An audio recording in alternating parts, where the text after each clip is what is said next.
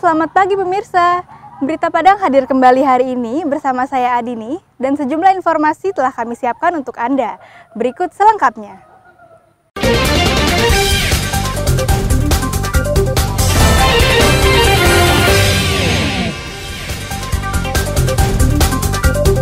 Pasca operasi tumor di perut, bayi Adnan diperbolehkan pulang.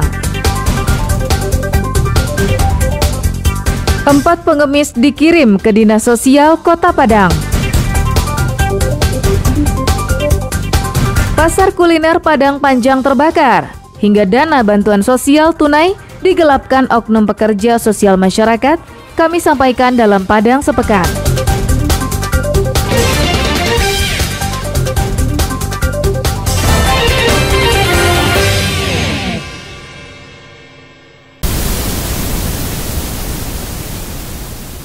Pasca operasi tumor di perut yang dilakukan tim dokter ahli Rumah Sakit M. Jamil Padang, bayi Adnan dalam kondisi sehat dan diperbolehkan pulang.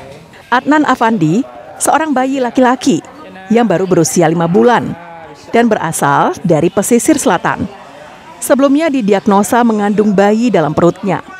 Namun pihak rumah sakit menyebut itu adalah tumor yang harus dibuang. Tim dokter bedah berhasil mengangkat tumor di dalam perut sang bayi.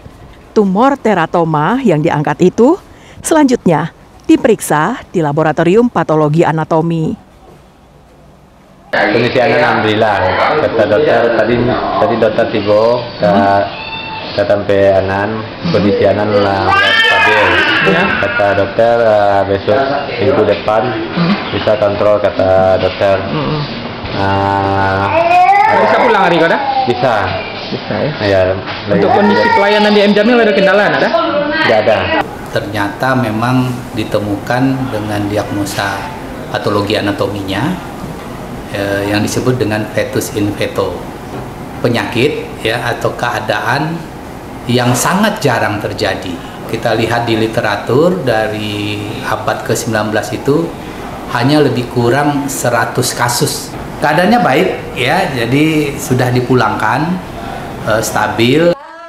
Meski operasinya sukses, kondisi Adnan masih dalam pengawasan dokter dan harus menjalani pemeriksaan kesehatan dalam waktu sepekan ke depan. Alfi melaporkan dari Padang.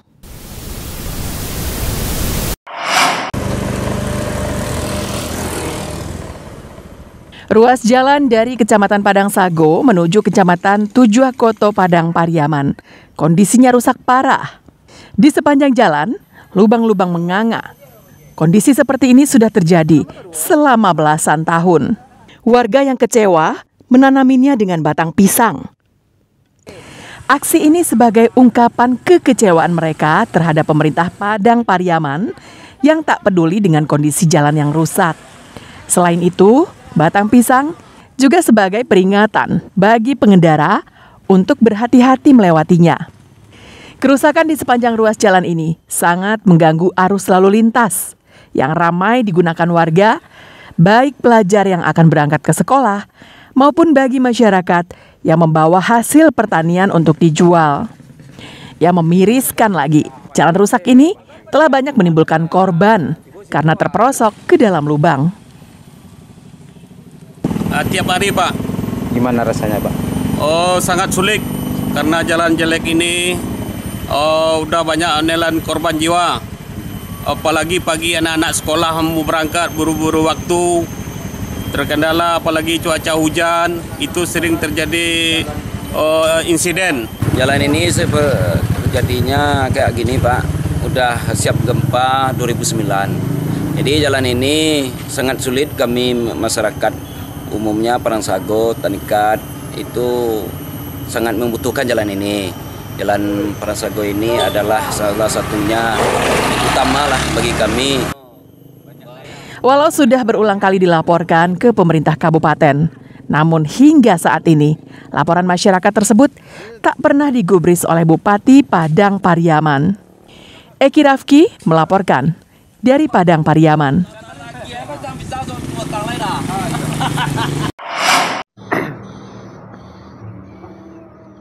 Penahan tebing Sungai Batang Pasaman, Nagari Aya Gadang Barat, Kabupaten Pasaman Barat, mulai dibangun oleh pemerintah Provinsi Sumatera Barat.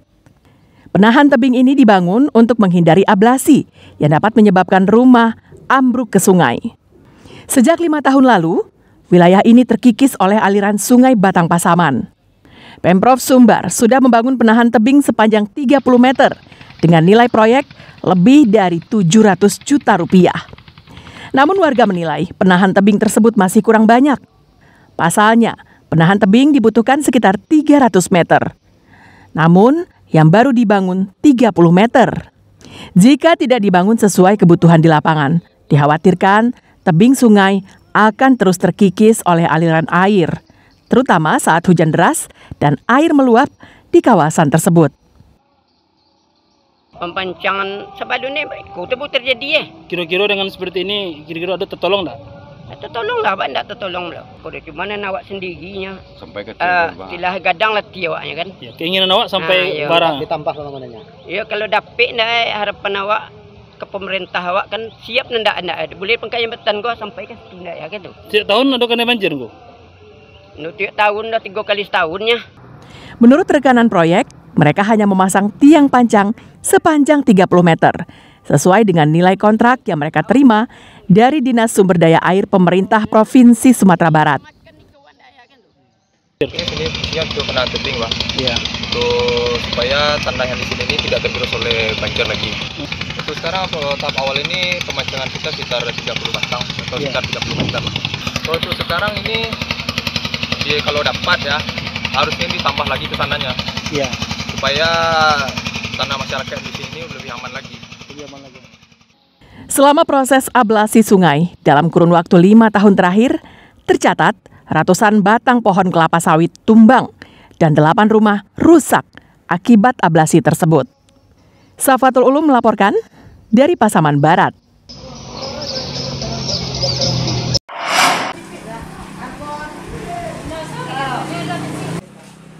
Desa Nareh 1 di Pariaman terkenal dengan hasil kerajinan tangannya. Salah satunya adalah sulaman kapalo peniti. Berbagai jenis motif kain yang dihasilkan, seperti motif bunga, pohon, atau apa saja yang menarik untuk disulam. Mulai dari baju hingga setelan yang dilengkapi dengan selendangnya.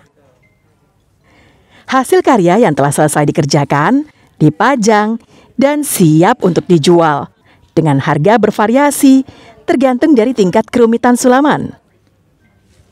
Mulai dari harga Rp300.000 hingga Rp3 juta untuk sehelai baju. Untuk bisa mengerjakannya, dibutuhkan bahan dasar yang dibeli di pasar. Pertama-tama, yang harus dikerjakan adalah membuat pola yang akan disulam. Kemudian kain dilukis sesuai dengan motif. Setelah itu dijepit dengan patron atau ram. Sedangkan penggunaan benang cukup disesuaikan dengan motif yang ada. Untuk proses penyulamannya dibutuhkan waktu sekitar 5 hingga 10 hari untuk setiap helai kain yang bisa dijadikan baju. Aktivitas ini biasanya dikerjakan kaum ibu, mulai dari ibu muda sampai nenek-nenek. Kerajinan sulam kapalo peniti ini sudah bertahan lebih dari 1 abad lamanya. Ilmu menyulam kapalo peniti ini diberikan secara turun-temurun. Untuk sehelai baju diupah dengan harga Rp125.000 hingga Rp1.500.000. Sejak kecil sampai sekarang masih bisa. Siapa yang ngajarkan dulu, Mak? Nenek, orang tua kan, sampai nenek menjahit. Untuk apa Mak menjahit dulu, Mak? Untuk apa? Untuk tambahan lah. Satu helai baju siapnya 5 hari sampai 10 hari. Untuk 1 lembar? 1 lembar baju. Mulai dari 125 sampai 1.500.000. Saat ini, pemasaran sulaman kapalo peniti telah merambah kota-kota besar di Indonesia. Konsumennya terutama perantau Pariaman yang tinggal dan tersebar di seluruh Indonesia yang menggemari keindahan seni sulam Kapalo Peniti ini.